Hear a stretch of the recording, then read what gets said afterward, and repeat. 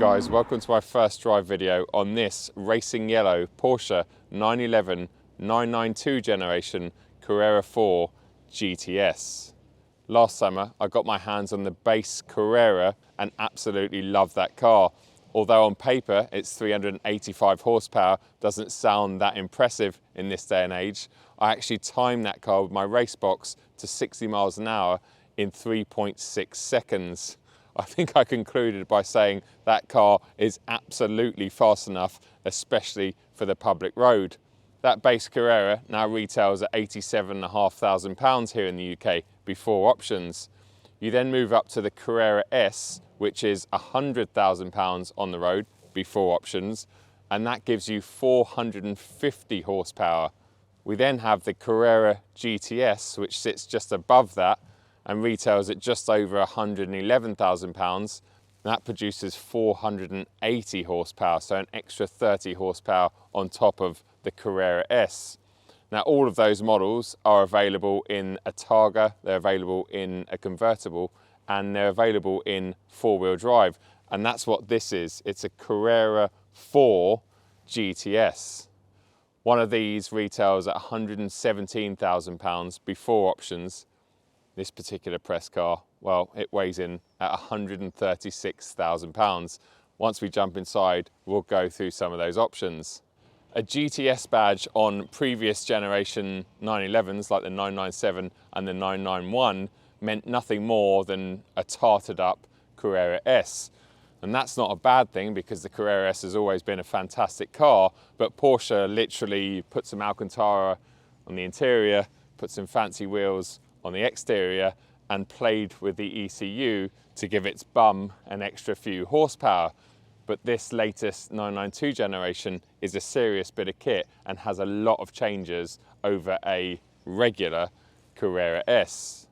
This 3-litre twin-turbo flat six produces 480 horsepower and 570 newton-meters of torque. That's 30 horsepower and 15 newton-meters of torque more than the already punchy Carrera S. It comes with Porsche's sport suspension, which means it sits 10 millimeters lower and is also a little bit stiffer. They've changed the anti-roll bars, and on the rear axle, well, that now has helper springs, which is something you would normally only find on cars like the GT3. And those helper springs sit next to the mainspring and basically iron out all the little ripples and niggles that we get on a typical UK road. You also get these gorgeous staggered centre lock wheels, 20-inch on the front axle, 21-inch on the rear. The only issue with them on a car like this is if you do get a puncture, well, you need a very specialist tool to remove the wheels, so bear that in mind when you're looking at a GTS. They also remove some of the sound deadening from your GTS, so you get more engine sound, more induction sound, more turbo sound. We'll talk about that once we get it out on the road.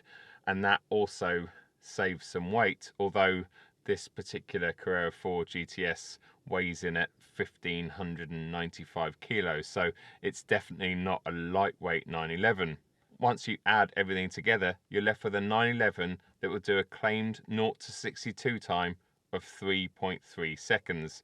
We'll test that out shortly. It will also go on to a top speed of 192 miles an hour. In terms of driving position, well, it's spot on. It's a modern day 911, so what would you expect? As is the rest of the cabin. I absolutely love the layout. Everything is here for a reason. And in fact, if you want to know more about the interior of a 992, check out the video I shot on that base model Carrera last year. There'll be a link to it up here. I go into far more detail of what I'm looking at and what most of the buttons and switches and touchscreen does inside this beautiful cabin. This particular press car has the 8-speed PDK gearbox, but you can get it with a 7-speed manual box, and in fact both cars or both options cost exactly the same. In terms of the £19,000 worth of options that this particular press car has fitted, well, the main ones are the GTS interior pack. It has rear axle steering, it has Porsche's ceramic brake upgrade. That alone is about £6,500. It has these 18-way adjustable sports seats. It has a matte carbon interior pack It's actually really classy. You don't know it's there unless you look for it, and I think that's really cool. But obviously, if you're trying to build one of these on a budget, you don't need things like that. It has the Bose sound system, park assist with surround view, and matrix LED headlamps. It does have a few extra smaller options, but they're the main ones that I thought I'd read out. A new option that Porsche have just introduced to the GTS and wasn't around when this car was spec'd is the lightweight package, and that adds the carbon bucket seats. It removes the rear seats altogether, and it actually brings the overall weight of the car down by 25 kilos. Right, enough talking. I've only got this car for 48 hours. Let's get it out on the road and see what it's like to drive.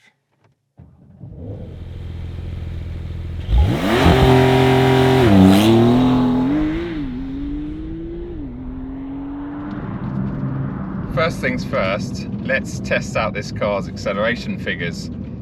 Porsche claim it will do the 0 to 62 sprint in just 3.3 seconds. It's actually starting to rain outside, but that shouldn't be too much of a problem because we have four-wheel drive. I've got my Racebox Mini ready and sitting on the dashboard that's connected to my phone. So let's see what this car's all about. I've got all the traction control switched off. I'm in Sport Plus, my left foot is hard down on the brake, right foot on the accelerator. It's 5,000 RPM, here we go. Oh, I just moved up straight away, and there we go. 2.87 seconds. There wasn't an inch, there wasn't a millimeter of slip. That was unbelievable.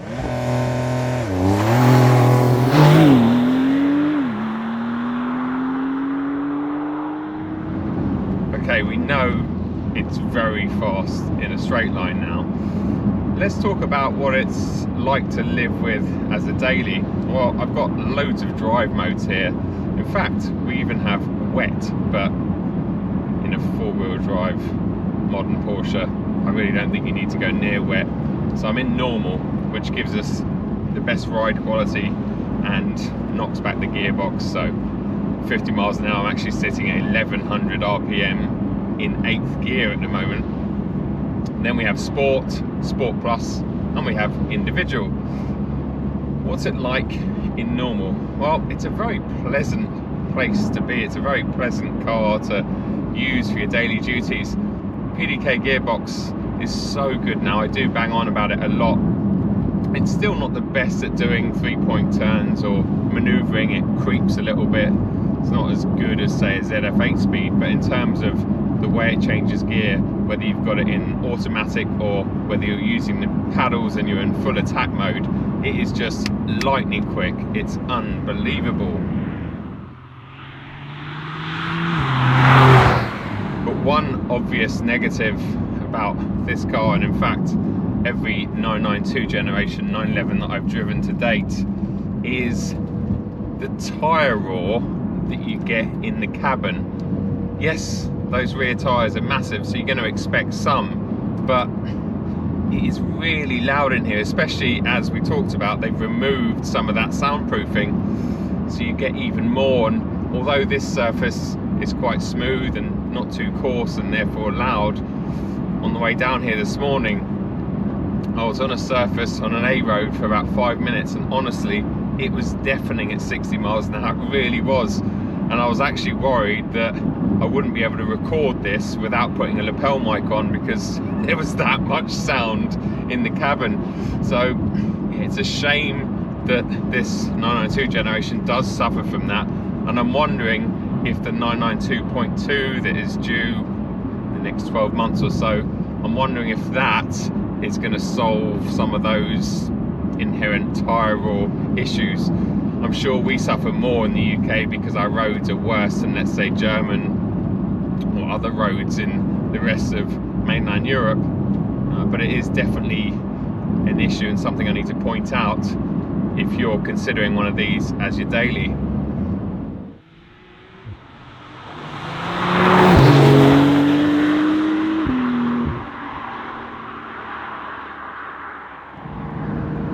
Another slight negative I need to talk about with this particular GTS model is we talked about it having the sport suspension, which means it's a bit stiffer, rides a little bit lower, and I can notice the ride quality drop in this car compared to that base Carrera I had last year. That was on a slightly softer suspension, and it had slightly smaller wheels, 19 and 20, compared to this car's 20 and 21, so you had a bit more tyre sidewall. You really do notice that on the UK roads. The ride's not bad by any means, especially when you've got it knocked back or in a normal like we are at the moment, and it's certainly no worse than, let's say, the current G82 M4 competition, but it's not quite as nice and compliant in here as it is in the base model Carrera.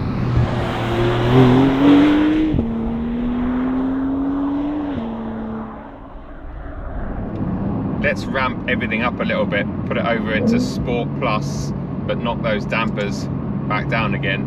I could set that as my individual, but I haven't, because I haven't had this car long enough. And let's press M down here, which gives us the paddles, and wow, hold on to your seat, because this car in these cold, damp and slippery conditions, it's an absolute weapon. I don't think I've ever driven anything as fast, point to point, on a typical A or B road here in the UK. It's just mind-blowing, it really is. You do sit here wondering why you need something quite so capable and quite so fast. It just feels so accurate and so lovely.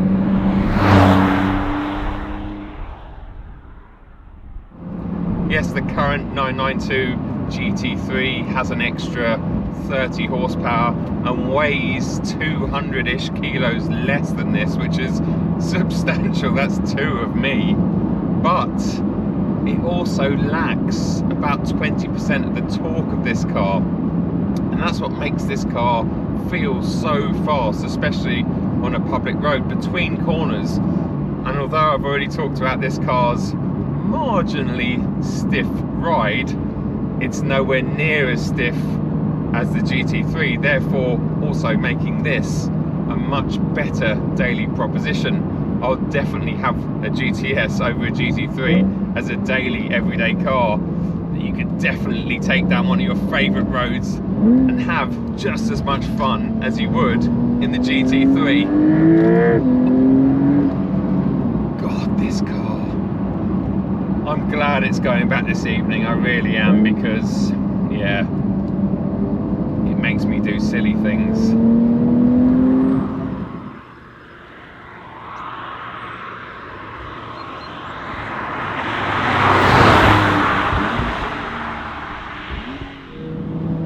But don't think for a second that I'm suggesting this is an outright better car than the current GT3.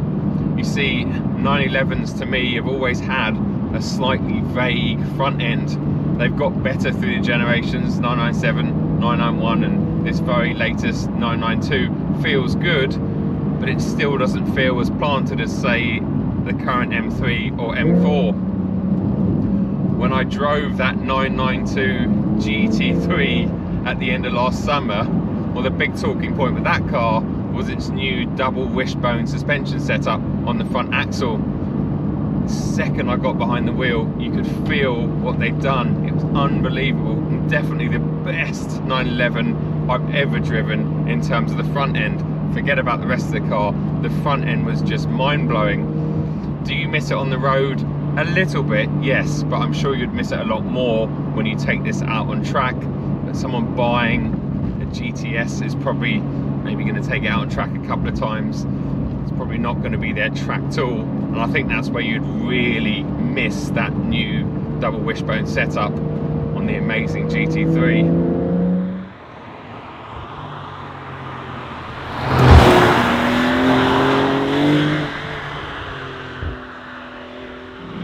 This particular press car has the carbon ceramic brake option, £6,500 worth. I can't test their ability out on the public road, especially in this cold and greasy conditions, but I can tell you that they're always consistent come rain or shine, and I'm I'm sure they would perform very well out on track, or if he needs to slow down from this car's 192 mile an hour top speed. They really, really work well, and I just love the consistency of the brake pedal. With carbon brakes and those lightweight center lock wheels, this car has a reduced unsprung mass, and that helps with accelerating, it helps with braking, it helps with handling as well, because, well, it essentially helps the suspension. But don't think for a second that this is a lightweight car. In fact, it tips the scales at a couple of kilos under 1,600 kilos. But if you were to look at getting one of these GTS's in a rear wheel drive version with a manual box and that lightweight package, well, you're going to save yourself 110 kilos. That's more than me. So I'm sure that car feels incredible and will definitely bridge the gap in terms of weight difference between the GT3 and the GTS.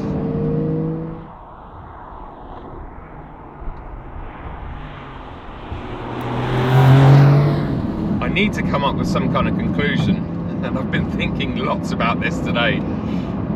Every 992 that I've driven, the base Carrera one, the GT3, and now this Carrera 4 GTS, well, they've all been brilliant. I really don't think there's a wrong choice. Sure, the convertibles and Targas are a bit of compromise because you're carrying around extra weight, but then you're getting the top off, so let's discount them. Let's talk about the coupes. For me, well, if it was my money and money no object, and I was using it as a road sports car, I would go, without driving one, for a rear wheel drive GTS in manual, maybe with a lightweight package, I don't know. Having the carbon seats might be a bit of a compromise in terms of getting in and getting out, also be a bit less comfortable than these lovely ones. So maybe I wouldn't go for the lightweight package, I'll just have the manual rear wheel drive. That would be about 70 kilos lighter than this car. Plenty of power, more than enough. And yes, it does seem strange that I'm advising you to go for a rear wheel drive version when I've just traded my M3 in from a rear wheel drive car to an X-Drive version. But I think the BMW does struggle to put its grip down in rear wheel drive form. The rear tyres are a lot narrower, it has more torque, it has more power, so it does struggle. Porsches have always found incredible traction. It would have done that with the rear wheel drive version as well, because you've got massive 305 section rubber over the back, you've got the engine sitting over its bum, the diff, the setup, it's just amazing. They've been doing it and perfecting it for years, so that's the car I'd go for, money no object. But if I was being, well, sensible, no 911 is cheap these days, but if I was being sensible, I would actually go for the base Carrera, like the one I had last year, and I'd tick a few options, but keep it nice and light, keep it under £100,000. And that car's quick enough for the road. It's a fantastic bit of kit, it really, really is. And as much as I love this machine, I'm sure this 4, it has a place in the market, and I applaud Porsche for making so many different variants and options to basically suit everyone.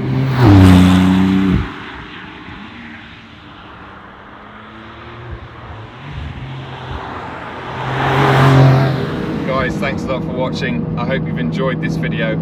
I've certainly enjoyed my 48 hours with this car, and I really don't want to give the keys back, but I would love to try a rear wheel drive version in a manual. By the way, the manual would be the 7-speed manual and not the brilliant 6-speed box that comes in the GT3. In fact, I've never tried a Porsche 7-speed manual, so that would be a first. So Rob, if you're watching this video, I'd very much appreciate trying a GTS rear wheel drive at some point. Until the next video, take it easy, and I'll see you then. Cheers.